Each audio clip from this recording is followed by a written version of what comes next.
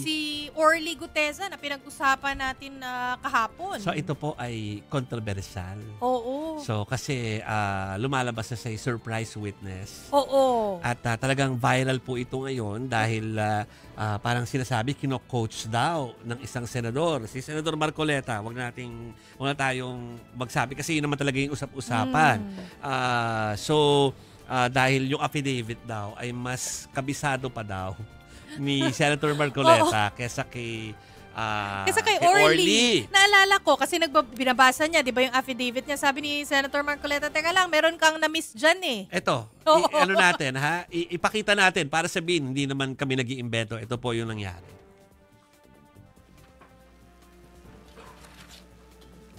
Bago ibaba ang nasabing basura, ito merong napuputol sa binabasa mo eh.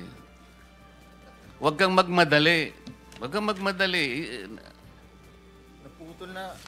Ulitin mo yung paragraph 20. Wala na akong hindi ko makita na putol na siya.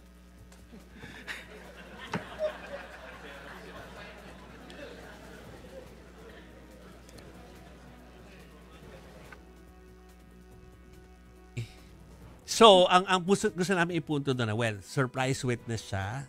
Although kanina binigyan siya ng chance pumunta ng DOJ, hindi siya dumating doon. Tapos yun pong katotohanan na first time uupo doon, baka kinakabahan. Posible naman pong kinakabahan talaga. At saka hindi naman din rare na yung affidavit ay pwedeng hawak din ng senador at hindi lang nung witness. Pero ang clincher doon ay kung sinare ba ni Senator sa iba. Parang kasi kine-question po ng ibang mga netizen na sana daw ipinamahagi sa iba para na-question ng maigi yung witness po. Pero ang sinabi po kanina as of this afternoon na interview yata si Senator Ping Lacson at saka ibang mga senador na kailangan dumaan talaga nitong si Orly sa masusing investigasyon. Kaya nga importante sana magpunta siya ng DOJ para hindi siya sumipot doon. Para malaban kung vital yung kanyang mga sinasabi doon sa case build-up. Para yung listahan kayo ng sinabi ko na pinagbasihan ng mga pagsasampa ng reklamo sa mga ilang VIP, dapat masama siya doon kung talagang vital yung kanyang mga gustong sabihin. Sa kanya pa naman ang galing yung maleta, yung remowa. Oo, yung basura. Oo, 'di ba, yung basura. So I mean, maganda sana na maganda sana ma-include 'yon kung talagang dapat siyang paniwalaan. Pero the thing is po, tama rin naman yung observation ng iba, kung yung pag-notarize pa lang nagsinungaling ka na, paano ka pagkakatiwalaan sa buong narrative? Oo, yung attorney na yung kuno na nag-notarize, na si Attorney Petchy Rose G. Espera. Nagsabi I categorically deny notarizing, signing, or participating in the preparation of the said document. So, mahaba pa yung statement. Pero basically, dinideny niya na siya yung nag-notarize nung affidavit nga ni Ginoong Orly Gutesa. Yes. Oo. Okay, so yan po so we'll wait. Anong susunod na kabanata kay Orly? Kasi hinihintay sana sa ng DOJ para talagang maging formal yung mga sanaysay niya pero hindi nga po dumating. Sabi ni Senator Panfilo Lacson, mga kapatid, 'di ba, na dapat talagang i-background check si Orly Gutesa. Kasi lalo't, sabi nga ni Jovi kanina, surprise witness, wala siyang courtesy of notice. Kahit sa committee chairman, which is Senator Ping Lacson, Blue Ribbon Committee Chairman. So, nagulat talaga siya. Surprise. Yes. Okay. Meron pa tayo ilang minuto. Pakita naman natin isa pa nating gustong iklaro para sa lahat. Kasi kumakalat din po na mukha bang kino-coach yung mga witness, hindi lang ni Senator Marcoleta, kundi ng isang staff po ng Senado. Ipakita po muna natin.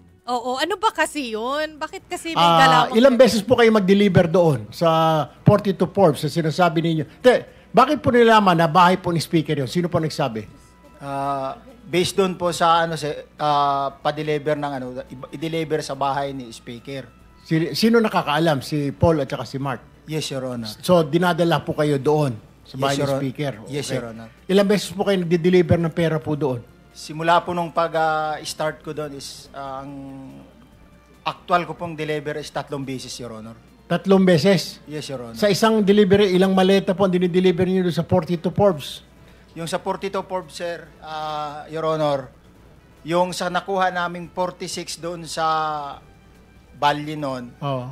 inakyat mo na yun sa bahay nila sa Horizon. Din nung ibinaba yung 46, naging 35 na lang yung box na naibaba.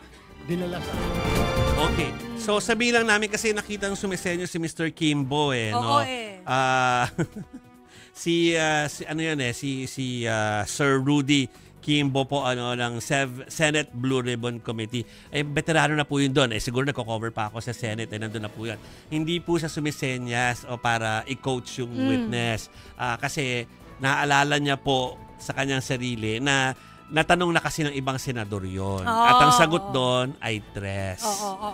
Parang 3 times. Kaya sa gumaganon po.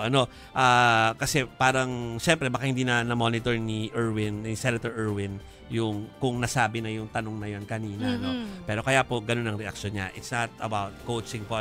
Talagang staff po. Actually, isa sa mga leader ng Blue Ribbon Committee po.